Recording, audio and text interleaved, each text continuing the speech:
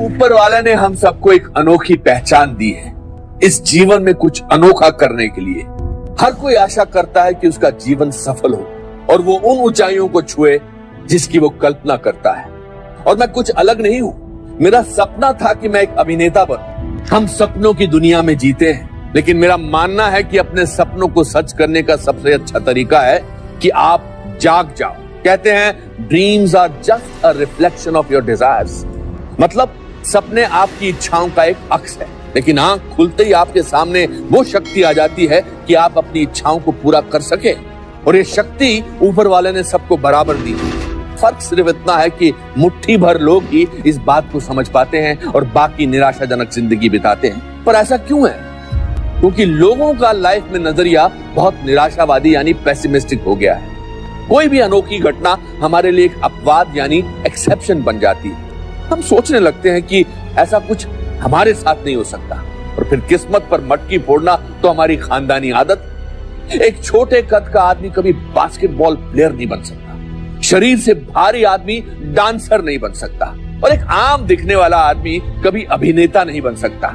ये है हमारी लाइफ के प्री कंसीव्ड नोशंस। धीरे धीरे हमें अच्छाइयां दिखने बंद हो जाती हैं। हम हर चीज में बुराई ढूंढते हैं। एक खूबसूरत सफेद दीवार पर अगर कोने में काला दाग हो तो हमें वो दाग दिखेगा, सफेद रंग नहीं। याद रखिए कि एक निराशावादी व्यक्ति को हर अवसर में कठिनाई दिखाई देती है, लेकिन एक आशावादी व्यक्ति को हर कठिनाई में अवसर दिखाई देता है। इसलिए असंभव के लिए तैयार रहिए।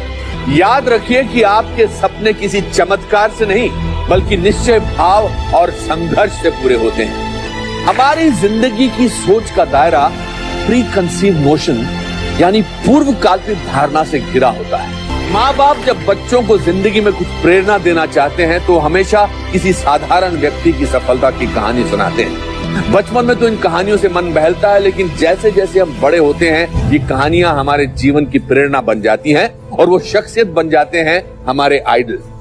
हम सबके जीवन में एक आइडल होता है जिनके जैसे हम बनना चाहते हैं, वही शोहरत या रुतबा पाना चाहते हैं। लेकिन ज्यादातर लोग इन कहानियों का सिर्फ अंजाम देखते हैं, उसकी शुरुआत नहीं। दुनिया की चकाचौंध में हमें एक कामयाब इंसान का संघर्ष नहीं दिखता, उसके महंगे कपड़ों के नीचे धूप में तपा शरीर नहीं दिखता। जिस मुकाम पर आज वो पहुंचे हैं उस मुकाम का चुकाया मुआवजा नहीं दिखता। तो हर उस व्यक्ति की शुरुआती जिंदगी बहुत साधारण रही है। इन्होंने कुछ ऐसे ठोस निर्णय लिए जिनकी वजह से एक कामयाबी की सीढ़ी चढ़ते रहे। ऐसे निर्णय लेने का साहस एक बुलंद रवैये यानी एटीट्यूड से आता है। मेरे पिताजी ज्यादा पढ़े लिखे नहीं थे और ना ही वो अमीर थे, लेकिन अगर कोई मुझसे पूछे कि मेरे जीवन में सबसे प्रभावशाली व्यक्ति कौन है तो मैं अपने पिताजी का नाम दूंगा, क्योंकि मैंने उनके जीवन के संघर्ष से प्रेरणा ली। फिर चाहे वो कश्मीर से निकल के एक नया जीवन बनाने का संघर्ष या परिवार के अच्छे पालन पोषण का। जब मैं फिल्म जगत में अपनी पहचान ढूंढ रहा था तब उनका संघर्ष मेरा आदर्श बना।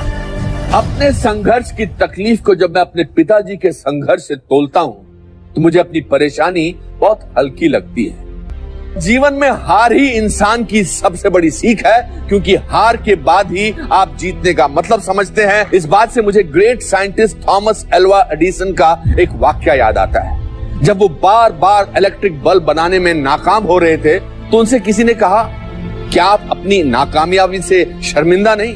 तो इसके जवाब में उन्होंने कुछ इस अंदाज से कहा, I have not failed, I have found 10,000 ways that won't work।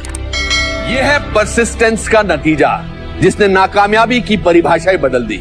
और फिर वही हुआ जो होना था। एडिसन साहब ने दुनिया का पहला इलेक्ट्रिक बल्ब बनाया और अंधेरे को हमेशा के लिए खत्म कर दिया।